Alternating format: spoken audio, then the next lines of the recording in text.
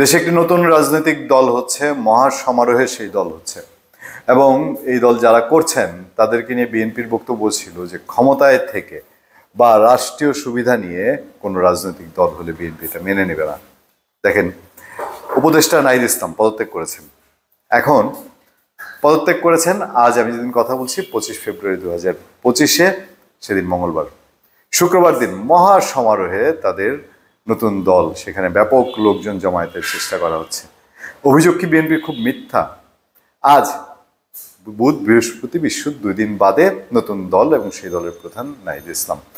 তো ক্ষমতায় থেকে সকল আয়োজন সম্পন্ন করে সব কিছু সেট আপ করে উনি শুক্রবারে গিয়ে যদি বলেন আমি তো আর এখন সরকারের নাই, সুতরাং আমার কোনো অবৈধ ব্যাপার স্যাপার নেই। মনে আছে বাংলাদেশে ব্যাপক জনমতের মধ্যে দিয়ে আইন করা হয়েছিল যে সরকারের কাছ থেকে পদত্যাগ করা, সরকারের বিশেষ দায়িত্বে ধরেন সচিব বা বিচারপতি সেসব দায়িত্বে থাকা অবস্থায় 2 বছর অন্তত গ্যাপ দিয়ে তারপরে নির্বাচন করতে হবে। কেন করা হয়েছিল? সেটা তো একটা গুরুত্বপূর্ণ সংস্কার ছিল বাংলাদেশের, যে 2 বছর গ্যাপ দিয়ে না করলে আজকে তিনি সচিব, আজকে তিনি বিচারপতি, আজকে তিনি এই দায়িত্বে সেই দায়িত্বে, তার এলাকায় ব্যাপক উন্নয়ন, বাংলাদেশের অন্য এলাকা কানা করে দিয়ে নিজের এলাকায় রাস্তাঘাট, ব্রিজ, কালভার্ট, অনুদান সব কিছু দিয়ে এলাকায় একটা জনমত তৈরি করে গতকাল পদত্যাগ করলেন, আজকে গিয়ে এমপি ইলেকশন করলেন। এরকম বিরোধিতা এবং এরকম মানুষের সমালোচনার কারণে তো আইনটা হয়েছিল। নাহিদ ইসলাম আজ পদত্যাগ করে কাল নতুন দলের প্রধান। কালই তো বলবো, 2 দিনের গ্যাপ, আর তেমন গ্যাপ 2 দিনে তো আর সরকারের সুযোগ সুবিধা, আর তাদের তো সরকারের একটা প্রভাব যোগাযোগ কানাকড়ি সব জানাই আছে। তার আরও এক বন্ধু, তিনিও কয়েকদিন পরে পদত্যাগ করবেন, তোমাদের পত্রপত্রিকায় সে খবর এসছে।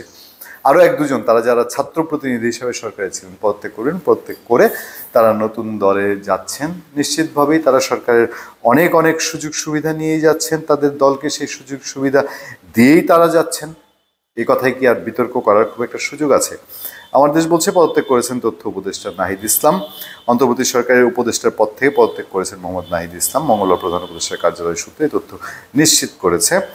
28 ফেব্রুয়ারি নতুন দল আত্মপ্রকাশ করবে। দলের দায়িত্ব নিতে পদ ছেড়েছেন তিনি। গত জুলাই-আগস্টে বৈষম্যবিরোধী ছাত্র আন্দোলনের শীর্ষ নেতৃত্বে ছিলেন নাহিদ ইসলাম। 5 আগস্ট শেখ হাসিনা সরকারের পতন হওয়ার পর 8 আগস্ট যে অন্তর্বর্তী সরকার গঠিত হয় তাতে উপদেষ্টা হিসেবে শপথ নেন ঢাকা বিশ্ববিদ্যালয়ের শিক্ষার্থী। পরে তাকে তথ্য ও সম্প্রচার এবং ডাক ও টেলিযোগাযোগ মন্ত্রণালয়ের দায়িত্ব দেওয়া হয়।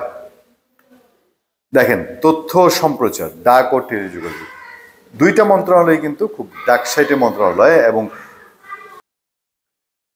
তথ্য মন্ত্রণালয় দেশের এত গুরুত্বপূর্ণ একটা মন্ত্রণালয়ে অনেক কিছুই এবং রাজনীতির খুব কাছে থেকে দেশের মিডিয়ার সাথে থেকে তাকে মেনটেন করতে হয়।